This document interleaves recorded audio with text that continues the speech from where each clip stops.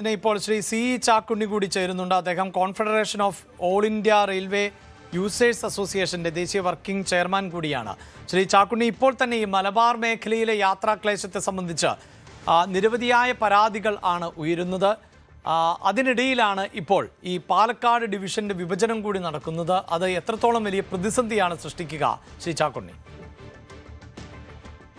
നമസ്കാരം. പറയൂ. ഞാൻ നമ്മൾ വേണ്ടത് വേണ്ട സമയത്ത് വേണ്ടവരിൽ എത്തിക്കാത്തതിന്റെ ദുരന്ത അനുഭവമാണ് നമ്മൾ അറിഞ്ഞുകൊണ്ടിരിക്കുന്നത്. ഇത് ഇന്നലെ ഇന്നോ തുടങ്ങിയ സംരംഭമല്ല. പാലക്കാട് ഡിവിഷൻ വെട്ടിമാറ്റി മൈസൂർ ഡിവിഷൻ സംയോജിക്കാനുള്ള പ്രവർത്തനം വളരെ മുമ്പേ തന്നെ ശ്രദ്ധപ്പെട്ടപ്പോൾ എല്ലാവരുടെ കാര്യത്തിൽ നമ്മൾ ശ്രദ്ധപ്പെടുത്തിയിട്ടുണ്ട്. നമ്മൾ അറിയില്ലാത്തതിന് ആവശ്യപ്പെടുകയും അറിയുള്ളത് നമ്മുടെ കൈയുള്ളത് നഷ്ടപ്പെടുന്ന അവസ്ഥ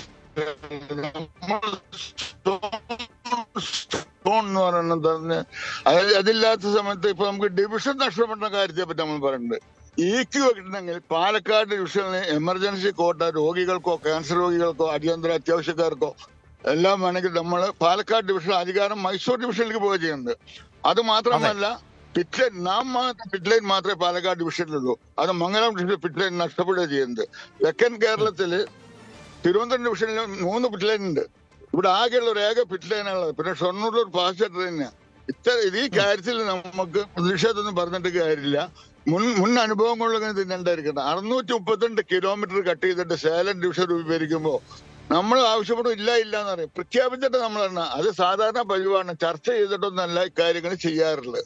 ഇനിയെങ്കിലും നമ്മുടെ ബഹുമാനപ്പെട്ട എംപിമാർക്ക് ബഹുമാനപ്പെട്ട മുഖ്യമന്ത്രി പറഞ്ഞ മാതിരി കേരളത്തിലെ എംപിമാർ ലോകസഭ എംപിമാർ ഒറ്റക്കെട്ടായിട്ട് പാർലമെന്റിൽ വിഷയം ഉന്നയിച്ചിട്ട് ഈ നീക്കപേക്ഷിക്കാൻ നടപടിയെടുത്തില്ലെങ്കിൽ നമുക്ക് സോണില്ലാത്തൊരവസ്ഥ വരും. ഇതിനെ തുടർന്ന് തന്നെ തിരുവനന്തപുരം ഡിവിഷനിലെ നാഗർകോവിലില് അവിടുന്ന് വെട്ടിമാറ്റി മധുര ഡിവിഷൻ ചേർക്കാനുള്ള ശ്രമം നടന്നുകൊണ്ടിരിക്കുക. നമ്മൾ ഇത് നമ്മൾ ഒരു ഏകോപനമല്ല നമ്മുടെ ആവശ്യങ്ങൾ ഐക്യത്തോട് നമ്മൾ നീക്കം നടക്കുന്നില്ല. കാര്യങ്ങൾ വേണ്ട നഷ്ടപ്പെടുന്നില്ല. ഇതൊരു വല്ലാതെ ദോഷം വരും. ഒരുപാട് ദോഷങ്ങൾ വരും. പുതിയ ട്രെയിൻ ഒറിജിനേറ്റ് ചെയ്യാൻ കഴിയില്ല. കോച്ചിങ് യാർഡ് ഉള്ളത് മംഗലാപുരത്താണ്. എല്ലാ ലെവലിലും നമ്മളെ റെയിൽവേ അവഗണിക്കാന്നൊരു ഭാഗത്ത് പറയും, ഒരു പരിഗണിക്കാമെന്ന് പറയും. സ്റ്റേഷൻ നവീകരണം എയർപോർട്ട് മാതൃകയിലൊക്കെ വരുന്ന നല്ല കാര്യങ്ങൾ തന്നെ. പക്ഷെ 2 പാത മാത്രമേ ഉള്ളൂ. 3ാമത്തെ പാതയെ പറ്റി നമ്മൾ ഇതുവരെ ചിന്തിക്കുന്നില്ല. കുറെ കൂടി പ്രായോഗികമായിട്ട് കേരളത്തിന്റെ ആവശ്യങ്ങൾ നേടിയെടുക്കാൻ വേണ്ടി ഒറ്റക്കെട്ടായിട്ട് നമ്മളെല്ലാവരും എംപിമാരെല്ലാവരും അതാത് നിയോജകമണ്ഡലത്തിൽ മാത്രം നോക്കാതെ മൊത്തം കേരളത്തിന്റെ വികസനത്തിനും വേണ്ടി ശ്രമിച്ചില്ലെങ്കിൽ വളരെ ബുദ്ധിമുട്ടുണ്ട്. ഇപ്പൊ തന്നെ യാത്രാക്ലേശം വളരെ ദുഷ്കരമായിരിക്കുകയാണ്. പൊതുവെ കേരളത്തില് റെയിൽവേ സംവിധാനം വളരെ ബുദ്ധിമുട്ടാണ്, ദുരിതയാത്രയാണ്. മലബാറെ സംബന്ധിച്ച് അതിദയനീയമായ ഒരു പരിസ്ഥിതിയാണുള്ളത്. ഇക്കാര്യത്തിലൊക്കെ ചോദിച്ചിടപെട്ടിട്ട് ഈ ഡിവിഷൻ മുകളിൽ തൂങ്ങാതെ എല്ലാ ഡിവിഷൻ നഷ്ടപ്പെടാതിരിക്കാനുള്ള നടപടികൾ എടുക്കാൻ വേണം. ഈ നീക്കം ഉപേക്ഷിക്കാൻ ബഹുമാനപ്പെട്ട എംപിമാർ ചോദിച്ച് മുഖ്യമന്ത്രി അടിയന്തര യോഗം വിളിച്ച് എംപിമാർ നമുക്ക് ഒരു ലൈസൻസ് ഓഫീസറൊക്കെ ഡൽഹിയിലുണ്ടല്ലോ കേരള സർക്കാരിന്റെ. അതായത് എല്ലാവരും യോജിച്ചിടപെട്ട് ഡൽഹിയിൽ സമ്മർദ്ദം ചെലുത്തിയേക്ക് എത്തുന്നുണ്ട്. ബഹുമാനപ്പെട്ട സുരേഷ് ഗോപി മിനിസ്റ്റർ കേരളത്തിലുള്ള ഒരു മന്ത്രിയാണ്.